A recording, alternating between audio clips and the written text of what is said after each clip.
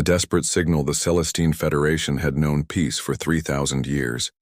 Their crystalline cities floated among the clouds of 12 worlds, powered by harmony generators that converted emotion into energy. Their people, tall and graceful with iridescent skin that shifted colors with their moods, had devoted themselves to art, philosophy, and the pursuit of universal understanding. They had abolished war so long ago that the very concept existed only in their historical archives. Commander Thylos stood in the grand observatory of Celestine Prime, watching his world burn. The harmony generators, which had sung for millennia, now screamed in discordant agony as Corvan warships systematically destroyed them from orbit.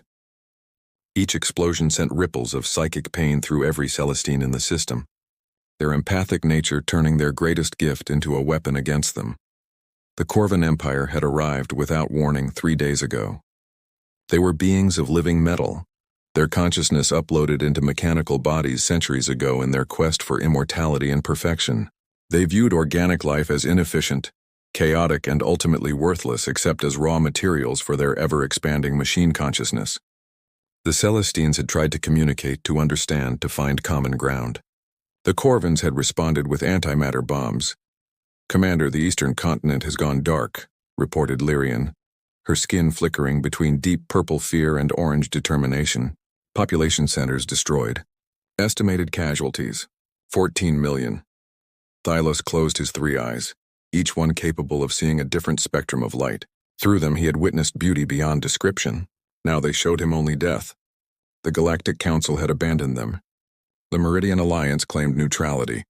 The void touched retreated to their hidden dimensions. Every civilization in known space feared the Corvans too much to intervene. "Prepare the quantum beacon," Thylos commanded, his voice carrying harmonics that expressed his resolve. "We will send a message beyond known space, Commander, that will drain our remaining power cores. We'll lose shields, life support, everything. We are already lost, Lyrian, but perhaps our final act can save others." Thylos moved to the transmission chamber, a sphere of pure thought crystal that could convert consciousness directly into quantum signals. "I will encode our entire cultural database, our history, our music, our dreams. And I will add a plea." The process was agonizing. Thylos poured not just words but the very essence of his people into the transmission. Every joy they had known, every discovery they had made, every life that was being extinguished. The message shot out into the cosmic void, aimed at a region where their deep space monitors had recently detected unusual electromagnetic signatures, patterns that suggested intelligence but following no known galactic standard. As the transmission ended, the observatory went dark. Through the transparent walls, Thylos watched Corvan drop pods descending like metal rain. He had no way of knowing if his message would find anyone or if they would care. The Celestine's final hour had come. 8 light-years away, on a small blue planet orbiting an unremarkable yellow star. Dr. James Patterson nearly dropped his coffee when every alarm in the SETI facility began blaring simultaneously. Humanity had been searching for signs of intelligent life for over a century. They had found bacteria on Mars, simple organisms in Europa's oceans, even fossilized microbes in asteroids, but never intelligence, never civilization. Until now. "Miranda, tell me you're seeing this," James called to his colleague, his hands flying across holographic displays. Dr. Miranda Torres was already analyzing the signal. "It's not random. There's structure, incredible complexity. James, this is a complete linguistic matrix. Mathematics, physics, chemistry, all perfectly organized to teach us their language. Within hours, the best minds on Earth were working on the translation. The quantum computers at MIT, the linguistic AI at Oxford, the xenobiology teams at Tokyo University, all connected in unprecedented cooperation. What they uncovered changed everything." President Sarah McKenna read the translated message for the 5th time, her hands trembling slightly. Around the table in the White House Situation Room sat the leaders of Earth's major nations, military commanders and scientists. Humanity had achieved faster-than-light travel only 8 years ago. Their entire space force consisted of 47 vessels, most of them exploratory or cargo ships. They had no energy shields, no plasma weapons, no antimatter bombs. What they had were nuclear missiles, railguns, and the stubborn refusal to accept impossible odds that had defined their species since they first looked up at the stars. They're being exterminated, McKenna said quietly. An entire peaceful civilization, begging for help that their own galaxy won't provide. General Chen Wei of the United Earth Defense Force leaned forward. Madam President, we have no idea what we'd be facing. These Corvins sound like they're centuries ahead of us technologically. They're machines, interrupted Dr. Marcus Webb from the Advanced Projects Division. Sentient machines that think in predictable patterns. They'll expect energy weapons, shields, conventional space warfare tactics. What they won't expect is humanity. Explain, demanded President McKenna. Webb stood activating a holographic display. Every spacefaring civilization we've theorized about would follow logical progression. Energy weapons because they're efficient, shields because they're the perfect defense, standardized tactics because they work. But humans? We've never done anything the standard way. We invented nuclear weapons before we had computers. We went to our moon using slide rules and determination. We turn cargo ships into warships and call it innovation. Admiral Rebecca Foster spoke up. My engineers have been working non-stop since we received the message. We can modify our mining lasers into weapons, reinforce our hulls with asteroid materials, and load our cargo bays with nuclear ordnance. It won't be pretty, but it might be enough to surprise them. You're talking about sending everything we have, said Prime Minister Raj Patel of India. If we fail, Earth will be defenseless. If we do nothing, President McKenna responded, we tell the universe that humanity stands by while innocents are slaughtered. That's not who we are. That's never been who we are. The debate raged for hours. In the end, the vote was unanimous. Within 72 hours, every shipyard on Earth was working around the clock. The mining vessel Mountain Breaker had its drilling equipment modified into a massive rotary cannon that could fire tungsten rods at relativistic speeds. The cargo hauler Long Haul was fitted with electromagnetic launchers that could deploy nuclear mines. Even the research vessel Carl Sagan was armed with experimental particle beams powered by its fusion reactor. Captain Michael Rodriguez stood on the bridge of humanity's flagship, the Endeavour, watching the fleet assemble. 47 ships that looked like they'd been cobbled together in someone's garage, because essentially they had been. His crew was a mix of military personnel, asteroid miners, cargo runners, and scientists. Not a single one had ever been in a real space battle, but every one of them had volunteered, knowing they were likely flying to their deaths. Captain, all ships report ready, announced Lieutenant Kim. Jump drive synchronized. Rodriguez looked at the star chart showing the Celestine Federation's location. 8 light years. With their experimental jump technology, they could make it in a series of shorter jumps, though the risk increased exponentially with each one. The technology was so new that they'd only successfully tested it 3 times, and never with a full fleet. All hands, this is the captain, Rodriguez announced over the fleet-wide comm. We're about to attempt something that every reasonable person would call insane. We're taking our tiny fleet to face an enemy we don't understand, using technology we've barely tested to save people we've never met. Any other species would call this suicide, but we're humans. We call it Tuesday. The crew laughed, tension breaking slightly. Rodriguez continued. Our ancestors crossed oceans in wooden ships. They strapped themselves to rockets and flew to the moon. They split the atom and touched the stars. Today we carry that legacy forward. Today, we show the universe what humanity is made of. As the jump drive spun up, creating ripples in space-time itself, Rodriguez thought about the message they'd received. The Celestines had shared everything about their culture, their art, their dreams. They weren't just calling for military aid. They were trusting humanity with their entire legacy, believing that somewhere in the cold universe, there were beings who would care enough to preserve it. The fleet jumped, disappearing from Earth's solar system in a flash of exotic particles and bent light. Behind them, Earth held its breath, waiting to learn if humanity's first act on the galactic stage would be its last. Humanity's thunder. The human fleet materialized at the edge of the Celestine system in a cascade of Cherenkov radiation, their jump drive screaming protests at the distance they'd just covered. 3 ships immediately reported critical failures. Their drives burnt out completely. They'd have to be towed home if there was a home to return to. Captain Rodriguez gripped his command chair as the Endeavour's sensors came online. What they showed made his blood run cold. The Corvin fleet was massive. Over 200 vessels arranged in perfect geometric formations around Celestine Prime. Each ship was a work of terrible beauty, crafted from some unknown black metal that seemed to absorb light, their surfaces covered in fractal patterns that hurt to look at directly. "Dear God," whispered Lieutenant Kim. "How are we supposed to fight that?" Before Rodriguez could answer, the comm system erupted with an incoming transmission. The main screen filled with the image of a Corvin, or what had once been an organic being before it chose to become something else.